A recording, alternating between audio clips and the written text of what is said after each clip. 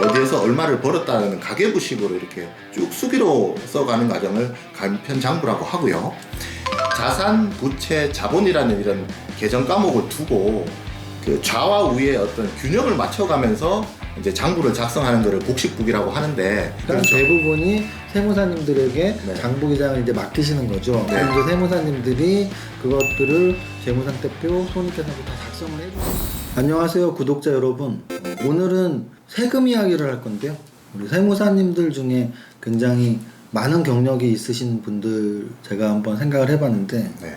저도 10년 이상 됐지만 그래도 또 국세청 경력 10년 이상 있는 분들 찾기 쉽지 않거든요. 근데 이제 제가 오늘 한분 모셨습니다. 그래서 우리 5월 달에 종합소득세를 우리가 어떻게 해결해야 될지 우리 유능하신 세무사님 모시고 한번 말씀드려보겠습니다. 안녕하세요. 안녕하세요. 자기소개 한번 간단히 해주시죠. 가감 세무법인 밸런스 텍스 지점을 운영하고 있는 그 배병철 세무사라고 합니다. 반갑습니다. 배 세무사님은 제가 뭐 방금 전에 인사 말씀 드릴 때 말씀드렸지만 네. 국세청에서 10년 이상 근무하셨잖아요. 네, 그렇습니다. 근데 지금은 또 세무사로서 일을 하시잖아요. 네. 이제 합격했을 때 저도 뭐 10년이 좀 넘은 시간에 합격했는데 네. 요번 기수랑 계산하면 한 15년 됐겠네요. 아, 그렇죠. 근데 이제 그 당시에 저희 어머니가 네. 세무사, 네. 세무서, 네. 심지어는 세무소 예. 이 세 가지를 정말 헷갈려 하셨어요. 근데 사실 정확히 표현해드리면 세무소라는 말은 없고 네. 이제 세무서는 공공기관이죠. 그렇죠, 그렇죠. 국세청에 소속된 지방 세무서고 네. 이제 뭐 변호사, 의사처럼 세무 일을 도와주는 전문 직업인이 세무사인데 그렇죠.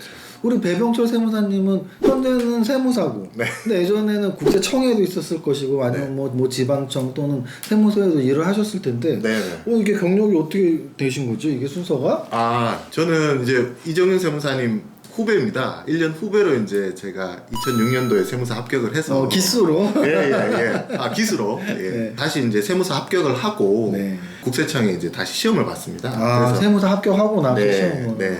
그 구급 시험도 합격을 하고 또 운 좋게 너무 운 좋게 7급 시험도 합격을 해서 국세청에서 횟수로 한 11년 정도 근무를 하고 예. 제 또 특기라고 말씀드리면 좀 그렇지만 제 주 경력이 또 조사국에 제가 거의 7년 가까이 근무를 했었습니다. 그래서 이제 그 11년 정도 근무를 하고 이거 좀 개업을 해서 세무사 업무를 좀 해봐야 되겠다고 해서 이제 개업을 해서 한 3년차 초보 세무사입니다. 신빙 세무사입니다. 사실 개업 연도로는 3년이지만 합격 연도는 거의 뭐 한 15년 되셨고 네. 그리고 국세청 경력도 워낙 많기 때문에 뭐 네. 베테랑이라고 하면 되고 또 네. 뭐 세무조사라는 말을 못 들어보신 분들은 조사국 이렇게 말했을 때 뭐지? 뭐 조사하면 다 나오는 건가? 뭐 이렇게 오해하실 수도 있지만 사실 네. 뭐 세무조사를 한 번이라도 받아보신 분들하면 어찌 보면 뭐 이런 표현 쓰긴 뭐하지만 저승사자 같은 곳이에요. 세무조사를 하는 담당하는 곳이니까 그래서 네. 저는 어찌 보면은 그 조사 경험이 있는 게 세무사로서의 굉장한 무기이시죠. 네. 그래, 이것도 꼭 말씀을 드려야 되는 게 거의 한 달 전쯤에 세무사 회계사들 중에 유튜버들 이게 구독자 순위가 이렇게 있었거든요. 네네네. 제 자랑은 아니지만 네. 저는 물론 뭐 주식을 베이스로 네. 하긴 했지만 세무사 회계사 통틀어서 제가 1위더라고요. 지금 15만 이제 이상이 됐으니까. 근데 이제 사실 저는 세무 업무로서 된 건 아니니까. 근데 네. 이제 세무 업무 하시는 세무사님들 중에 10,000명만 넘어도 굉장히 많은 구독자 수인데 네. 우리 배병철 세무사님은 지금 펀펀텍스라는 유튜브를 운영하는데 구독자 수가 거의 뭐 2만 명에 가까워지고 있는 거로 제가 파악을 했는데 네. 우선 저 이정윤 슈퍼개미 세무사님 제가 옆에서 이렇게 실물을 뵙게 돼가지고 저는 굉장한 영광이고요. 그리고 또 제 펀펀텍스라는 또 유튜브 채널을 또 이렇게 소개해 주시고 홍보해 주셔서 너무 감사드립니다. 한 채널을 개설한 지는 2년이 좀 더 됐습니다. 개업을 하고 뭐든지 해봐야 되겠다는 그런 신념하에 또 제가 잘할 수 있는 부분이 세무조사고 국세청에 있을 때 제가 세무조사를 또 많이 해봤기 때문에 이걸 어떻게 하면 잘 또 대응을 하고 세무조사를 받음에 있어서 또 어떤 팁이라든지 아니면 대응 방법이 있는지를 널리 전파를 하고자 제가 이제 채널을 또 이렇게 만들었고요. 백조님들 중에 특히 사업자이신 분들, 뭐 개인 사업자거나 법인 사업자들 또는 뭐 상속증에 관련해서 살다 보면 정말 세무조사가 국세청에서 세무조사 이거 나오면 정말 막 마음 불안하고 내가 죄졌나 맞습니다. 싶기도 한데 네, 네. 죄진 거 절대 아니거든요. 근데 중요한 건 전문가를 잘 만나서 처리를 잘해야 되는데 네. 그런 가능성이 있거나 지금 혹시 세무조사 뭐 닥치신 분들은 우리 펀펀텍스 한번 찾아가셔서 갖고 어떤 내용이 있는지 한번 보시고 네. 구독도 눌러주시면 좋을 것 같습니다. 네. 자 그러면 이제 네. 본격적으로 네. 오늘 제가 주제로 삼고 싶은 건 결국은 우리 세무사들은 그런 게 있어요. 뭐가 있냐면 부가세 신고 달에는 부가세 일하고 네. 뭐 3월 법인세 신고 때는 법인세 일하고 네네. 또 5월 소득세 일할 때는 소득세 일하고 이런 게 있잖아요. 네. 시즌이 있잖아요. 네, 맞습니다. 그럼 지금은 어떻게 보면 유튜브 세무 영상을 올린다면 이제 5월을 앞두고 있으니까 너무나 소득세 신고 시즌이니까 네, 맞습니다. 오늘 뭐 소득세에 대한 이야기를 할 거고 네. 종합소득세의 개념을 한번 간단히 설명해 주시죠. 종합소득세. 네, 종합소득세는 말 그대로 종합입니다. 뭐 저희 옛날에 공부할 때는 뭐 이기사, 근영기 이렇게 외우기도 했는데, 그러니까 이제 사업을 하시는 분이나 그 사업 외에 여러 가지 뭐 임대소득, 이자소득, 배당소득, 뭐 기타 소득 등 여러 가지 1년 동안 벌어들인 소득에 대해서 매년 5월달 한 달 동안 이제 신고를 하고 그거에 대해서 정산을 해서 세금을 내는 그 과정을 종합소득세라고 합니다. 근데 여기에는 이제 근로자분들은 사실 종합소득세 신고 대상은 아닙니다. 신고 대상은 아닌데 이제 근로자분 중에서도 여러 군데에서 근무를 하시는 경우가 있어요. 여기서 퇴사를 하고 이쪽에서 또 근무를 하시는 경우에는 근로소득도 합산을 해야 되고요. 근로를 하시면서 또 임대소득이 있으신 분도 있고 부업으로 또 유튜브라든지 또 사업을 하시는 분도 있기 때문에 그 소득을 종합적으로 합산해서 5월 달에 신고를 하시는 게 종합소득세라고 이렇게 말씀드립니다. 그럼 종합소득세는 어쨌든 과세가 되는 수입 구간은 1월 1일부터 12월 31일까지. 네, 맞습니다. 지금 올해가 2021년이니까 네. 작년 2020년 네. 1월 1일부터 12월 31일까지 1년 동안의 소득을 종합해서. 네. 근데 종합이라는 얘기는 부분이 있다는 얘기니까 굉장히 종류가 많다는 얘기죠. 네, 네, 네. 근로소득이든 네. 뭐 이자나 배당이든 네. 부동산 소득이든 네. 어떤 소득이 있는 걸 종합해서 낸다는 얘기고 네. 종합해서 낸다는 얘기는 왠지 합산을 하면 세금이 올라갈 것 같은데 네. 그게 이제 누진세 개념이죠. 맞습니다. 부가가치세는 누진세가 아니잖아요. 모든 물건은 10%가 붙으니까. 네, 근데 맞습니다. 소득세는 누진세율이라는 얘기는 어떤 개념인지 설명 한번 해주시죠. 이렇게 부가가치세는 정률로 인해서 10% 이제 부과가 되는 세금이지만 종합소득세는 이제 6% 최저 6%에서 지금 이제 세율 구간이 45%가 신설이 됐습니다. 그래서 최저 6%에서 45%까지 누진세율이 적용되니까 그 개별 소득에 대해서는 세율이 낮을지 모르지만 이걸 종합해서 합산하다 보면 높은 세율이 적용될 수 있습니다. 그래서 항상 5월 달에는 영상을 보시는 구독자분들 중에 1년간 벌어들인 소득에 대해서 소득 종류가 여러 가지라고 하면 그 소득에 대해서 합산해서 내가 세금을 정산해서 내야 된다. 그 개념을 분명히 좀 알고 계셔야 될 것 같습니다. 이게 소득세는 누진세 개념의 세금이면서도 또 자진 신고를 해야 되는 세금이잖아요. 네네, 맞습니다. 근데 누진세와 자진 신고 이 두 가지를 연상해서 어떤 분들 때문에 말씀을 드렸냐면 딱 우리 배세무사님이 말씀하신 것처럼 뭐 나는 근로자니까 연말정산 해서 근로소득 원천징수 다 했고 뭐 나는 3.3% 뭐 어디서 프리랜서로 일해서 그것도 다 했고 나는 내 의무를 다 했으니까 네. 낸 거 다 냈는데 나는 신고 안 해도 돼 라고 생각하는 분이 있을 수 있잖아요. 네네, 맞습니다. 근데 그 원천징수는 사실 대강한 세금인데 이거 대강해서 낸 거보다 더 내야 될 분들이 있을 수 있고 그렇죠. 근데 더 내야 될 분들은 누진세 개념 때문에 더 내야 될 확률이 높아지는데 소득이 네. 많을수록 네. 그분들이 자진 신고인데 난 다 냈어 하고 안 하면 나중에 5월 31일 지나고 어떤 일이 발생하죠? 네, 저보다 설명을 더 잘하시는데요. 이제 제가 국세청에 근무할 때 보면 5월달에 종합소득세 신고가 끝나면 7월이나 8월쯤에 국세청 전산망이 이 리스트를 딱 뽑아줍니다. 이런 건 진짜 어디서 네. 못 듣습니다. 국세청 네. 전산망. 아, 이거 내부 정보를 또 말씀드리는 거라 네. 저희 뭐 또 공무원 동기분들 보시면 또 뭐라 하실 수 있는데 7월이나 8월이 되면 그 신고 유형에 대한 그 명단이 쫙 내려옵니다. 그러면 아, 이분은 뭐 근로소득도 있고 사업소득도 있고 여러 가지 소득이 있는데 합산해서 신고하지 않았다라는 그 합산표가 나옵니다. 이게 정말 내부적으로 쓰는 합산표인데 뭐 합산 1표, 2표, 3표 이래가지고 무신고를 한 경우에 대해서도 나오고 합산 신고를 안 한 경우에도 나오는 그 내부적으로 그 합산표가 나옵니다. 그러면 이미 그때는 5월 31일 신고 기간이 지나서 나온 거기 때문에 그에 따른 신고 불성실 가산세 내지는 납부 불성실 가산세에 대한 페널티가 붙어요.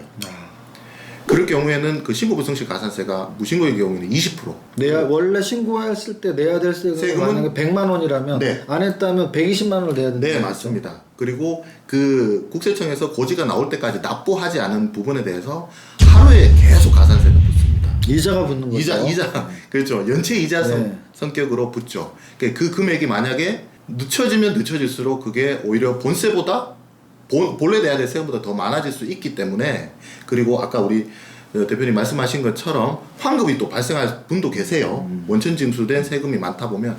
그렇기 때문에 5월 달에는 꼭 종합소득세에 대해서 인지를 하시고 그 신고를 하셔야 된다. 그렇게 말씀드립니다. 근데 중요한 건 어쨌든 정부에서 부과하는 대로 우리가 또 막 재산세나 이런 건 나는 신고 안 해도 자동차세 뭐 알아서 내라고 맨날 날라오는데 뭔 소리야. 네.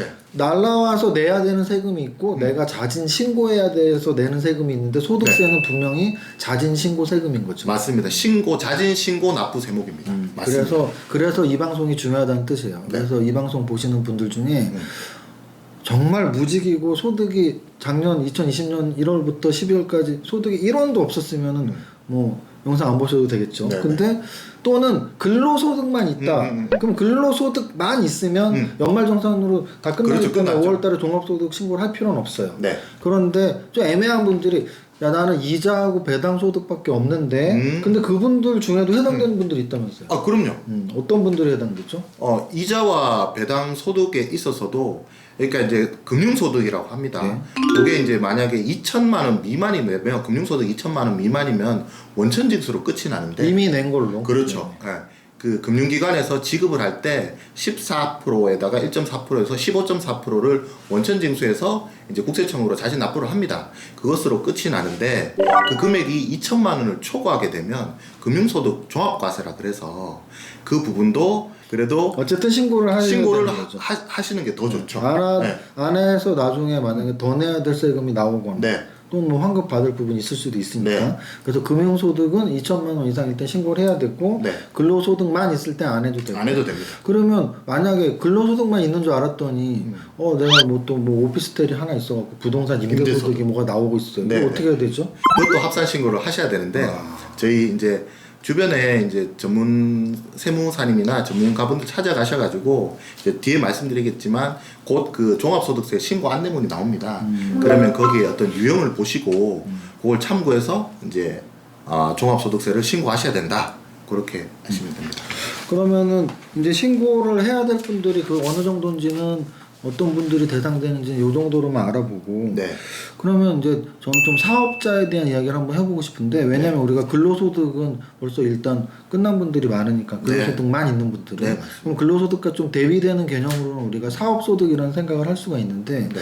사업소득이 있는 분들은 대부분 사업자 등록증이 있는 사업소득자들이 많잖아요. 대부분이죠. 근데 사업자 등록증을 내가 갖고 있는데 보통 갖고 있는 분들은 장부 기장을 이렇게 의뢰해서 하는 분들 있잖아요. 기장을 세무사분들에게. 맡기시죠. 네, 네. 그분들은 5월달에 세무사님들이 다 알아서 해주실 테니까 네. 자주신고를 해주실 테니까 별 걱정은 안 하실 텐데 네. 그래도 한번 이건 설명 한번 해주시죠. 장부 기장이 어떤 개념인지. 왜냐면 이제 막 창업하신 분들은 예를 들어서 난 작년 12월에 했는데 아직 기장 안 맡겼는데 기장이 뭐지? 그래서 사업자 등록증이 있는 사업하시는 분들이 장부 기장을 왜 맡겨야 되는지 장부 기장 개념에 대해서 한번 설명해 주시죠. 그 기장이라는 의미가 장부를 기록한다 그런 뜻입니다. 장부 기장이라는 거는 우리가 이제 1년간 이제 벌어들이는 소득에 대해서 이제 수입과 지출 그리고 수입과 비용에 대해서 어떤 정식적으로 그 국세청에 이제 신고를 함으로써 내 소득이 얼마인지를 이제 이렇게 밝혀가는 과정인데요.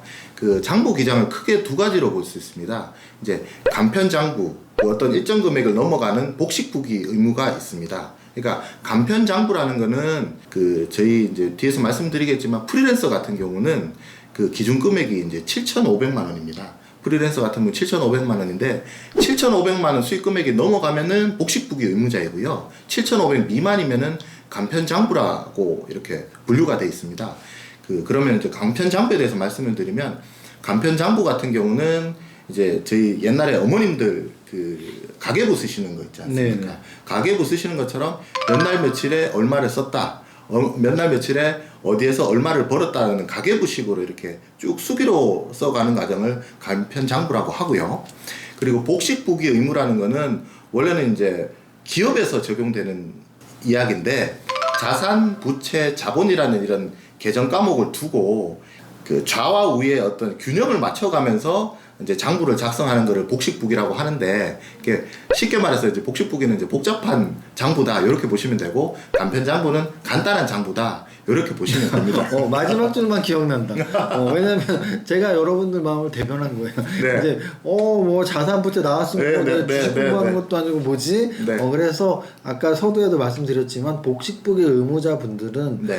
자산 부채를 내가 계정을 공부할 수가 없으니까 그렇죠. 대부분이 세무사님들에게 네. 장부기장을 이제 맡기시는 거죠. 네. 그럼 이제 세무사님들이 그것들을 재무상태표, 손익계산서 다 작성을 해주시는 거. 네. 그게 바로 복식부기 의무자들의 네. 장부기장인 거죠. 네. 그러면 장부기장을 이제 하는 분들은 뭐 5월달 소득세 5월은 소득세의 날 이게 별로 두렵지가 않겠어요. 왜냐면 매달 맡겼던 얘기는 5월달 종합소득세 신고 기간에도 당연히 담당 세무사님이 다 처리를 해주실 테니까. 네, 맞습니다. 그러면 담당 세무사가 없는 분들이 있을 텐데 네, 네. 그 없는 분들은 아까 말씀하셨던 뭐 간편장부 대상자일 수도 있고 네. 또는 장부 대상자가 아닌 대표적인 분들이 뭐 프리랜서 분들 중에 네. 굉장히 뭐 조금 버는 분들 있잖아요. 네네네. 뭐 1년에 뭐 1,000만 원, 1,500만 원 네, 네. 받는 분들은 아무리 가계부 같은 간단한 간편장부라도 그거조차도 하기가 힘들 텐데. 그렇죠, 그렇죠, 맞습니다. 제가 궁금한 건 일단은 네. 프리랜서 개념을 좀 알고 싶어요. 사업자 등록증이 있는 분들은 네. 아마도 신규 사업자가 아니고 좀 오래되신 또 매출이 좀 나오시는 분들은 대부분이 복식부기 의무자이실 테고 세무사님들에게 장부기장을 맡기셨을 텐데 네. 사업자 등록증이 없는 분들은 프리랜서 분들은 장부기장을 거의 안 맡기잖아요. 네, 맞습니다. 그러면 프리랜서 분들은 요 5월달 신고 시즌이 정말 중요하죠. 네. 자진 신고를 해야 되는데 네. 담당 세무사는 없고 그러면 프리랜서가 뭔지를 먼저 말씀을 해주셔야 될 것 같아요. 프리랜서가 우리 뭐 아나운서들 나 프리 신고하고 이제 네네. 뭐 여기저기 다 나오는 네네. 그런 프리랜서를 우리가 보통 이해하는데 네. 정확히 뭐죠 프리랜서가? 이렇게 프리랜서를 설명하면은 이제 이게 또 부가세법을 설명해 드려야 돼 가지고 우리 또 제 세무사님께서 또 저기 또 마지막만 또 기억하실 것 같은데 그 이제 그냥 좀 부가세법으로 좀 말씀을 드리면 어느 조직이나 단체에 이제 고용되거나 어떤 직원으로서 등록된 게 아니고 본인이 주도하에 인적 설비라든지 물적 설비 없이 어떤 그 본인의 어떤 근로 내지는 어떤 역할에 대한 대가를 받고 자유롭게 어떤 용역을 제공하는 사람들을 프리랜서라고 합니다. 네. 그래서 이런 분들 같은 경우는 아까 말씀하신 대로 사업자 등록을 하지는 않고요. 그 어떤 용역을 의뢰한 그곳에서 그 용역 수수료를 받을 때 그 지급한 곳에서 3.3%를 제외하고 지급하게 됩니다. 예를 들어 100만 원을 내가 어느 단체에서 일을 하고 100만 원을 받았다. 그러면 계좌에 찍히는 금액은 96만 7천 원입니다. 거기에서 3만 3천 원이 빠지는 거는 3만 원은 국세, 그리고 3천 원은 국세에 대한 10% 지방세가 원천 징수돼서 빠지는 거고요. 그 나머지 금액을 이제 96만 7천 원을 수취를 하게 되는 거죠. 그러면 네. 역시 이제 이 소득세 기간인 작년 1월 1일부터 네. 12월 31일 그 1년 동안 네. 내가 어딘가에서 근로자로서 월급을 받았다. 네. 이분은 일단 그 소득은 프리랜서 소득은 아니에요. 네, 맞습니다. 그리고 또 나는 사업자 등록증을 만들어서 네. 사업자 등록증으로서 일을 하고 대가를 받았다. 그것도 프리랜서는 아니에요. 그러면? 네, 그건 세금 계산서를 수취하는 예. 그러면 사업자 등록증도 없는데 네. 근로자도 아니면서 네. 누군가한테 돈을 받을 때 네. 100만 원어치 일했는데 96만 7천 원을 받았다. 네. 그분이 프리랜서인 거네요. 네, 그렇죠. 네, 맞습니다. 그러면 이제 내가 왜냐면 우린 자본주의이기 때문에 돈으로 설명하는 게 제일 좋아. 네네네. 내가 돈을 받을 때 직원으로서 받은 것도 아니고 뭐 이렇게 거래처랑 관계 사업자 등록증으로서 받은 것도 아니고 3.3%를 띄고 받았으면 그게 이제 프리랜서인데 네. 그러면 대표적인 직업으로 말하면 어떤 직업이 프리랜서 직업이 많이 있을까요? 뭐 지금 제일 유명한 그 뭐 유튜버 하시는 분들도 프리랜서인가요? 네, 근데 이제 유튜버는 좀 다른 게 네. 3.3%를 징수하고 받는 게 아니라 외화로 받지 않습니까? 네. 그러다 보니까 그 부분은 이제 좀 더 깊이 들어가면 뭐 영세율 적용이나 이런 게 있는데 네. 어찌됐건 뭐 아프리카 BJ라든지 네. 유튜버라든지 작가라든지 아니면 운동선수라든지 아니면 저희가 이제 이렇게 그 잠깐 이제 알바 개념이 아니라 잠깐 일을 해주고 용역에 대한 대가를 수취하는 사람들을 뭐 프리랜서라고 하죠. 영업하시는 분들도 영업하시는 많죠. 뭐 보험하시는 분들도 해당이 되고요. 네. 예, 뭐 모델이라든지 이런 분들 다 해당이 되는 거죠. 그래서 소득을 받을 때 3.3%를 띄신 분들은 네. 다 프리랜서고 그러면 그분들은